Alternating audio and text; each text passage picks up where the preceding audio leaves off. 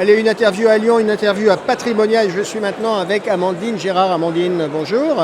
Bonjour Frédéric. Amandine, vous êtes la présidente et la fondatrice de la Financière de l'Arc.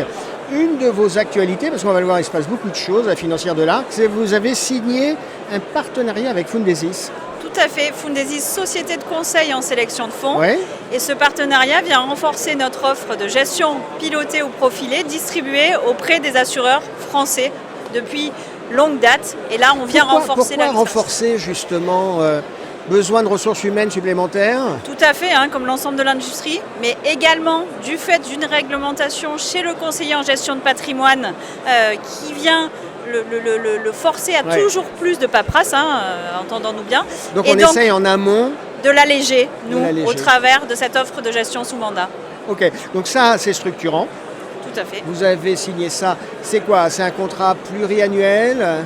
C'est un contrat annuel, reconductible tacitement avec Fundesis. Mais on a la volonté d'un véritable partenariat de long terme. Voilà. Alors on connaît effectivement la Financière de l'Arc pour cette activité de gestion sous mandat, mais vous êtes aussi un gérant de fonds. Oui, avec une gamme de fonds ouverts et de fonds dédiés également. Et un de vos fonds qui a été récemment un peu refurbiché, qui est un fonds assez ancien, c'est le Action Santé Innovante, que vous avez refurbiché récemment. En janvier 2020, c'est ça ?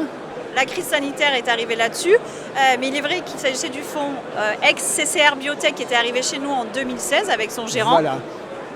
Et donc, on a fait évoluer le process pour, adresser une clientèle plus large que la biotech. Parce qu'à l'origine, c'était biotech. Tout à fait. C'est quand même un sous-segment.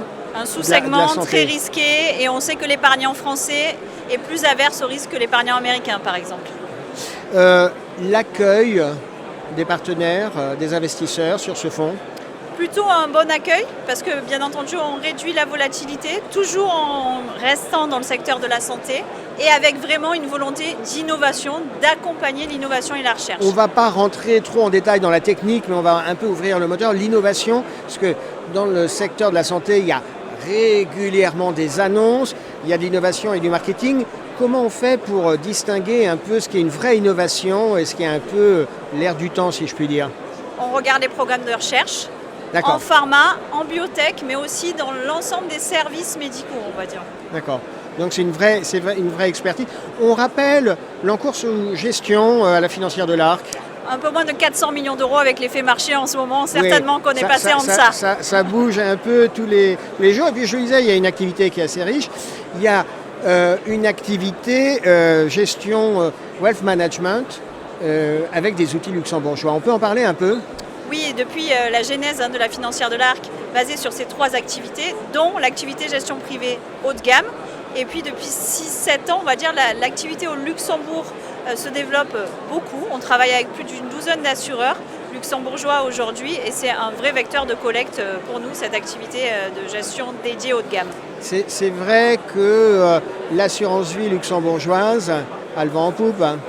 Complètement, pour plusieurs raisons, pour le risque porté sur la dette souveraine, la baisse des taux des fonds euros, mais surtout chez nous parce qu'on offre un véritable service lié à la gestion et une approche discrétionnaire sur cette offre-là, que ce soit des clients qui souhaitent plus grande souplesse. Exactement, complètement.